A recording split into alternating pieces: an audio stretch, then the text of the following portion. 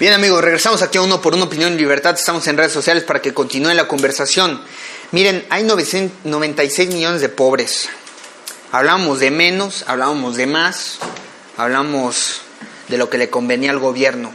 El gobierno se ha dedicado en los últimos 30 años a encontrar mecanismos de conveniencia para medir la pobreza.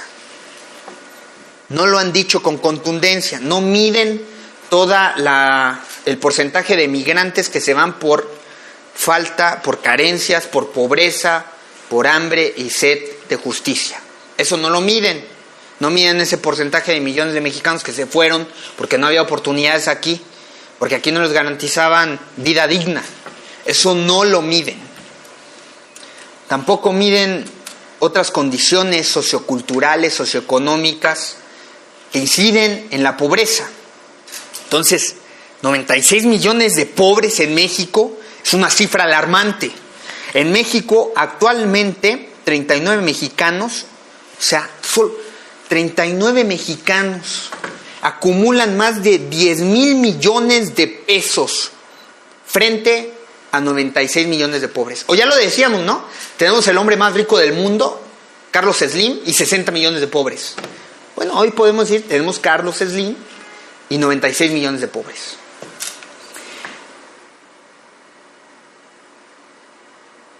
Entonces, tenemos que hablar de la desigualdad que impera en nuestro país. Ya lo hemos dicho en programas anteriores y tenemos que afianzarlo hoy justamente por este estudio del Banco de Crédito Suisse. Esto lo acaba de revelar un estudio del Banco Credit Suisse, que en México, la 11ª economía del planeta, donde 96 millones se encuentran en terrible pobreza o en riesgo también de caer en ella, solo 39 hombres y mujeres, solo 39 personas, 39 seres, tienen un patrimonio superior a los 500 millones de dólares, equivalente a más de 10,000 millones de pesos.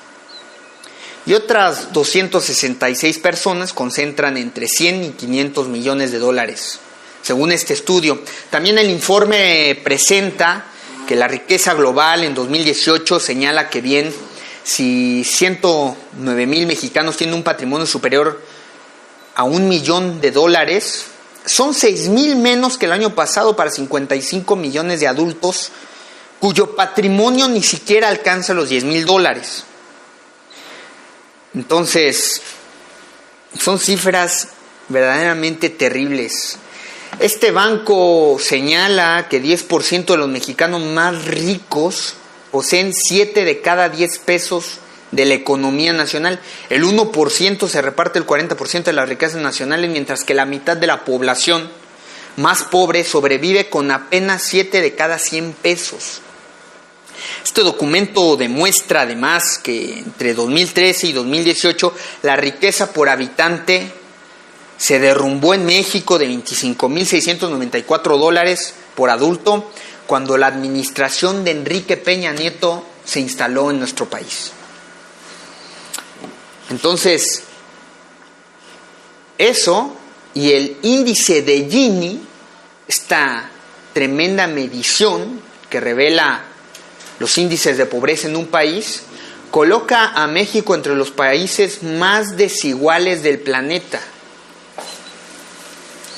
Esto tiene mucho que ver con lo que señalamos en el programa pasado, que fue parte de haber resguardado, de haber cobijado un proyecto devenido mayormente por personajes del ITAM, que pugnaba por el neoliberalismo y que lo único que provocó fue un estancamiento de más de 30 años en el país, de incremento de la pobreza, de falta de desarrollo, de tremendas injusticias y de una violencia exacerbada que hoy padecemos, de un crimen organizado que se consolidó, que se agrandó, que es toda una industria que combate al Estado mexicano, un Estado con instituciones carentes de credibilidad ante la ciudadanía.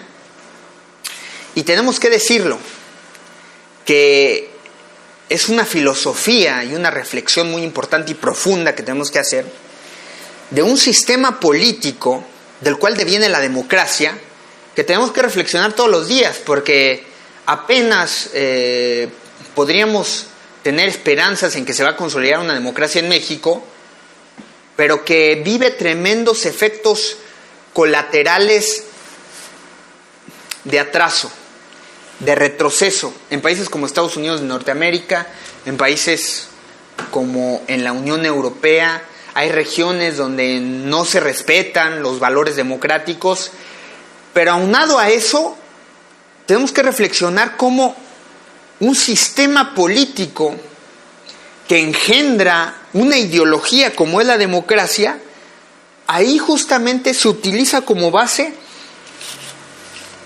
para introducir y practicar un sistema que viene de la filosofía económica, que es el capitalismo. Y entonces estamos en un juego, estamos en una misión, donde se quiere agremiar, cohesionar la filosofía política con la filosofía económica, la democracia con el capitalismo. Los datos contenidos en este informe del banco exhiben una vez más la tremenda desigualdad que impera en nuestro país, en esta sociedad humana.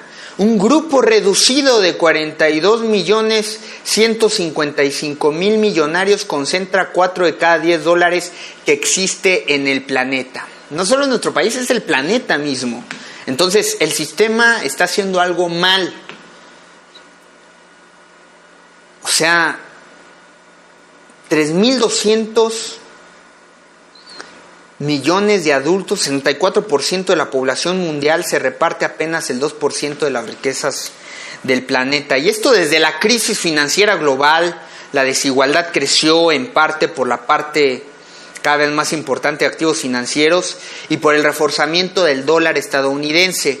Este momento lo encabezó Barack Obama y yo creo que fue uno de los grandes errores de los Estados Unidos. Hoy está en bancarrota los Estados Unidos por esta crisis financiera, pero pues ¿cómo se puede levantar el cuello los demócratas, el propio Barack Obama, cuando ellos fueron parte de una crisis que afectó al mundo y donde los países más ricos se siguen sosteniendo en los países más pobres? Y esta brecha de desigualdad se cimentó, se agrandó, se consolidó a raíz de esta crisis financiera producida por banqueros. Y luego tiene que entrar el Estado, el gobierno, a recuperar bancos privados con dinero público. Es una tremenda injusticia. Entonces, tenemos que hablar de eso. Tenemos que reflexionar cómo estamos cohesionando, cómo estamos coordinando y cómo estamos asimilando la fusión de una ideología política con una ideología economía, la democracia con el capitalismo. Vamos a una pausa y regresamos.